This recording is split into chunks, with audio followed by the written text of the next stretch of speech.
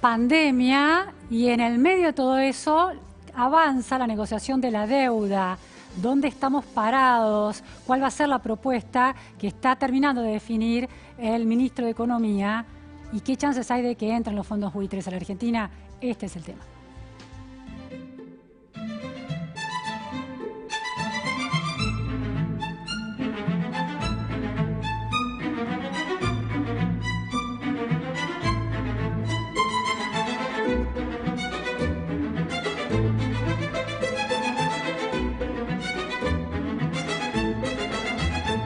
Estamos en comunicación con Jorgelina de Rosario, editora de la agencia Bloomberg News. Muy buenas tardes, Jorgelina, gracias por atendernos. Hola, Luciana, muy buenas tardes. Muchas gracias a ustedes por llamarme. Bueno, ¿cuáles son las novedades en relación a la propuesta que el gobierno, con el que el gobierno quiere avanzar?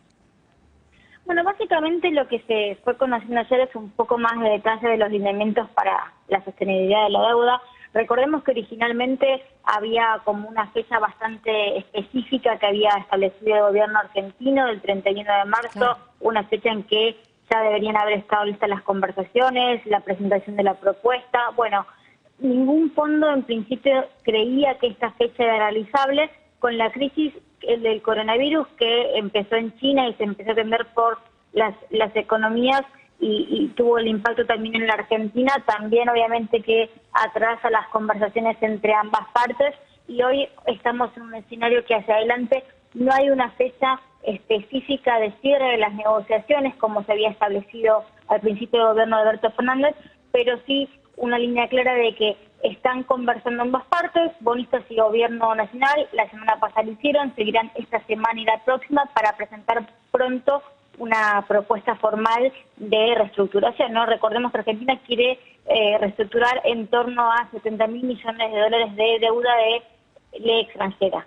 No ha habido ninguna precisión si se va a tratar de un aplazamiento del pago de intereses durante X cantidad de tiempo, es decir, porque había habido algunas versiones que circularon en las últimas horas.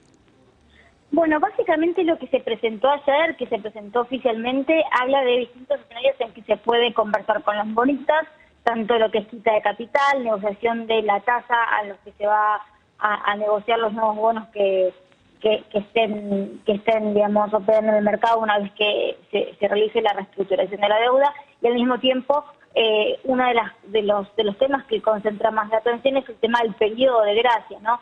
¿Cuánto tiempo estará la Argentina sin pagar deuda desde que se cierre la negociación y acepten las mayorías de los bonistas para que arrastre el resto hasta que, bueno, se determine, ¿no?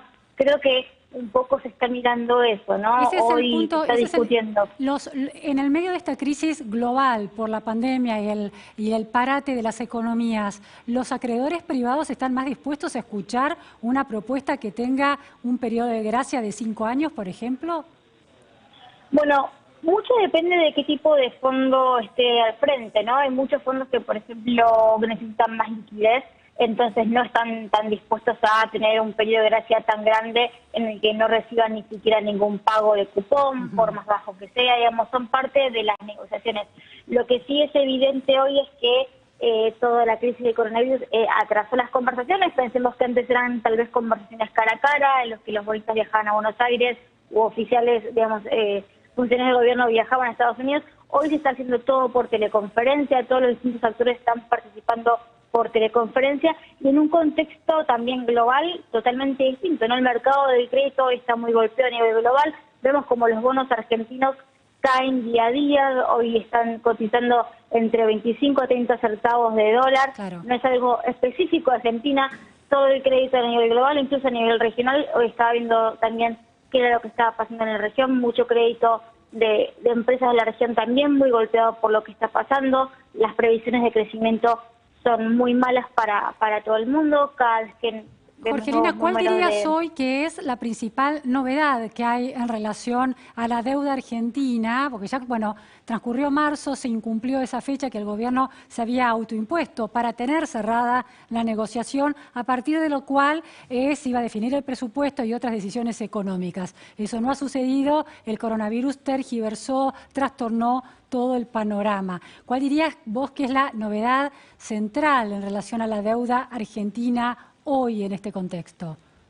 Te diría que hay una percepción por parte de los bonistas hoy de que hay una mayor flexibilidad por parte del gobierno a llegar a una propuesta de deuda consensuada. ¿Esto qué significa? Había una impresión anterior en que el gobierno iba a presentar su propuesta de deuda unilateralmente, sin posibilidad previa a un diálogo de intercambio con acreedores privados, y que era más una propuesta de tómalo, déjalo, ¿no? Ahora lo que se estuvo viendo con las presentaciones de tanto el Fondo Monetario Internacional como el gobierno de análisis de sostenibilidad de la deuda, que se fueron discutiendo con los bonistas en las últimas semanas, y los lineamientos un poco que completaron esos análisis ayer, desde la parte de los bonistas hay como una visión de que el gobierno está más dispuesto a tener una propuesta que, si bien va a seguir siendo de la Argentina, va a incorporar los considerandos y las conversaciones que están llevando a cabo con los acreedores privados. ¿En qué aspecto, por ejemplo? Es interesante lo que planteas, es decir, el gobierno argentino se muestra más flexible ante los requerimientos de los acreedores privados. ¿En qué aspecto se nota esa flexibilidad? Bueno, primero en escucharlos, ¿no? Digamos, en estar analizando. Hoy básicamente lo que está ocurriendo es, recordemos que hubo una presentación de gobierno que dijeron, bueno, nosotros creemos que de acá a tal año vamos a crecer esto, este va a ser nuestro superávit primario o nuestro déficit fiscal primario.